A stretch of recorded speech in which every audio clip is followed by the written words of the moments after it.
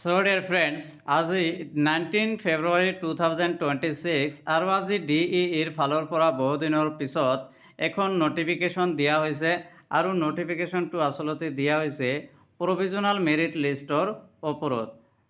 এই প্ৰভিজনাল মেৰিট লিষ্টটো কেতিয়া আৰু ক'ত দিয়া হ'ব সেই কথাখিনি ইয়াত উল্লেখ কৰা হৈছে।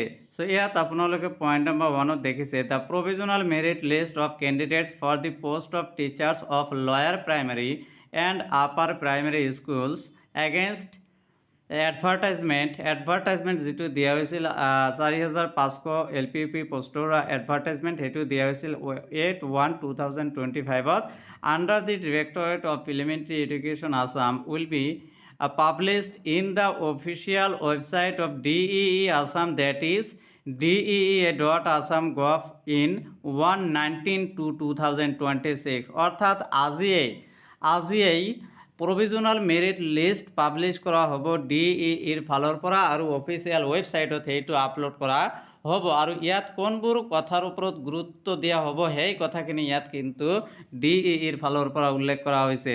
2 নম্বৰ পইণ্টত কোৱা হৈছে the district and category wise cut off marks are also' published for reference of the candidates অৰ্থাৎ কোনজন কেণ্ডিডেটৰ কোনটো কেটাগৰীত আৰু কোনটো ডিষ্ট্ৰিক্টত নাম আহিছে সেই কথাখিনি তাত থাকিব। আৰু 3 নম্বৰ পইণ্টত কোৱা হৈছে the calculation of marks is done as per the conditions shown in the advertisement dated 8/1/2025 and govt notification vide numbers as shown below' অৰ্থাৎ ইয়াত দিয়া আছে কেটাগৰী কি হ'ব লয়াৰ প্ৰাইমেৰীৰ কাৰণে হায়াৰ ছেকেণ্ডাৰীৰ পৰা 5%, টেটৰ পৰা 85%, প্ৰফেশ্যনেল কোৱালিফিকেশ্যনৰ পৰা আমাৰ 5%, প্ৰফেশ্যনেল কোৱালিফিকেশ্যন আমাৰ কি DLED আৰু অথবা BEd আৰু গ্ৰেজুৱেশ্যনৰ পৰা 0%, ইয়াৰ পৰা কোনো পাৰ্চেণ্ট এড নহ'ব আৰু ECA এক্সট্ৰা কাৰিকুলাৰ এক্টিভিটিৰ পৰা 5% লোৱা হ'ব আৰু টোটাল হৈছে আমাৰ 100% আৰু আপাৰ প্ৰাইমেৰী স্কুলৰ বাবে লোৱা হ'ব হায়াৰ ছেকেণ্ডাৰীৰ পৰা 5%, টেটৰ পৰা 80% আৰু প্ৰফেশ্যনেল কোৱালিফিকেশ্যনৰ পৰা 5% আৰু লগতে গ্ৰেজুৱেশ্যনৰ পৰা 5% আৰু এক্সট্ৰা কাৰিকুলাৰ এক্টিভিটিৰ পৰা 5% আৰু টোটেল হৈছে আমাৰ 100%।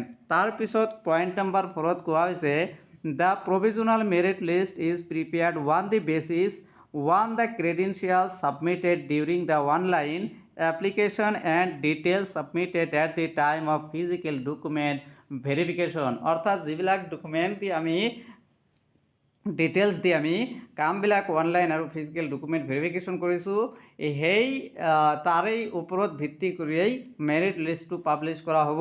তাৰপিছত কোৱা হৈছে any mismatch or discrepancy in the uploaded credentials will lead to cancellation of the কেণ্ডিডেটছৰ যদি কিবা ভুল থাকে তেতিয়াহ'লে এইটো কেঞ্চেল হোৱাৰ সম্ভাৱনাও থাকিব।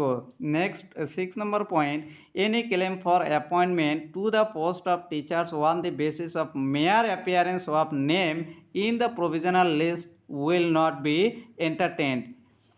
এনি ক্লেইম এই কথাটো কোৱা হৈছে any claim of appointment to the post of teachers on the basis of mere appearance of name in the provisional merit list will not be entertained. যে প্ৰভিজনাল মেৰিট লিষ্টত নাম আহিছে বুলিয়েই যে তেওঁ চাকৰিটো পাব সেইটো কিন্তু নহ'বও পাৰে। তাৰপিছত কোৱা হৈছে 7 number appointment letters will be issued only to the candidates whose name appears in the final select list to be published in due course of time. Appointment letter কাক দিয়া হ'ব যিসকলৰ ফাইনেল মেৰিট লিষ্টত নাম থাকিব সেইসকল কেণ্ডিডেটকৈ এপইণ্টমেণ্ট দিয়া হ'ব। ফাইনেল মেৰিট লিষ্টত নাম নাথাকিলে কিন্তু প্ৰভিজনাল মেৰিট লিষ্টত নাম থাকিলেও তেখেতসকলে কিন্তু এপইণ্টমেণ্ট পাবলৈ সক্ষম নহ'ব। 8 number point to ensure genuineness of the uploaded documents the credentials will be sent for back office verification from the competent board council university authorities। এইটো back office verification কৰিব পাৰে। Number 9 this provisional merit list will automatically get cancelled once the next provisional merit list final selection list is published. যেতিয়া আমার পরবর্তী provisional merit list অথবা final merit list দিয়া হ'ব সেই সময়ত এইটো কিন্তু অটোমেটিক্যালি ইয়াৰ কোনো মূল্য নাথাকিব ফাৰ্ষ্টটোৰ।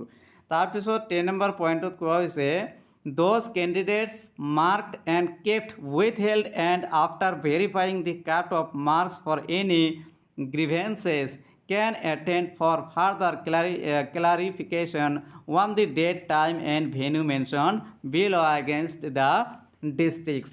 অর্থাৎ কাৰোবাৰ যদি কোনো আপত্তি থাকে তেখেতসকলৰ বাবে কিছু দিন নিৰ্ধাৰণ কৰি দিয়া হৈছে, সেই দিন হিচাপতে এই ডিষ্ট্ৰিক্ট ৱাইজত কিছুমান দিন নিৰ্ধাৰণ কৰি ডেট নিৰ্ধাৰণ কৰি দিয়া হৈছে, তেখেতসকলে নিজৰ গ্ৰিভেন্স শ্ব' কৰিব পাৰিব।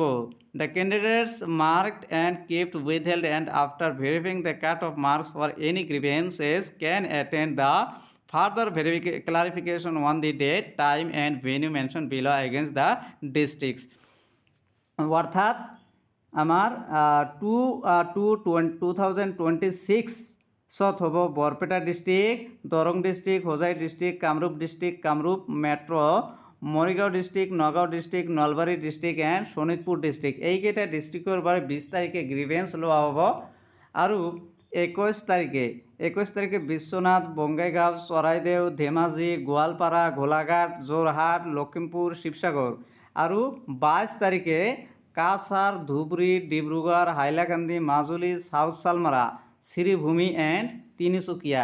এই ডিষ্ট্ৰিক্ট আৰু ডিষ্ট্ৰিক্টৰ এগেইনষ্টত যিটো ডেট দিয়া আছে সেই হিচাপতেই গ্ৰিভেন্স শ্ব' কৰিবলৈ আপোনালোকে তাত যাব লাগিব। আৰু টাইমটো কি দিয়া আছে 11 AM to 4 PM আৰু ভেন্যুটো ৰহিকা Assam agriculture university international guest house, অৰ্থাৎ য'ত ফিজিকেল ডকুমেণ্ট ভেৰিফিকেশ্যন হৈছে সেই বিল্ডিঙতে কি হ'ব এই গ্ৰিভেন্সখিনিও লোৱা হ'ব। চ' যিসকল আপোনালোকে বহুত ধৈৰ্য ধৰি আছিল আৰু বহুত ধৈৰ্যৰ পিছত আজি অন্তত লিষ্টখন ওলাব। আৰু ময়ো কিন্তু আগতেও কৈছিলোঁ, আগৰ ভিডিঅ'বিলাকত কৈছিলোঁ যে 20 তাৰিখৰ আগতেই এটা ভেৰিফিকেশ্যন প্ৰভিজনাল মেৰিট লিষ্ট ওলাব আৰু 20 তাৰিখৰ আগতেই ফাইনেলি ইয়াত নটিফিকেশ্যন দিয়া হৈছে আৰু আজিয়েই আপলোড কৰা হ'ব। গতিকে আপোনালোকে সেইটো চোৱাৰ পিছত যদি কিবা আপোনালোকৰ অসুবিধা থাকে বা ভাল মাৰ্ক থকাৰ পিছতো নাম নাহে তেতিয়াহ'লে বা উইথহেল্ড আহে তেতিয়াহ'লে কিন্তু আপোনালোকে গ্ৰিভেন্স শ্ব' কৰিব পাৰিব।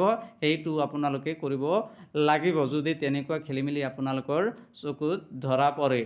চ' এইখিনিয়ে আছিল আজিৰ notification. So' thank you very much for ৱাচিং দ্য ভিডিঅ'।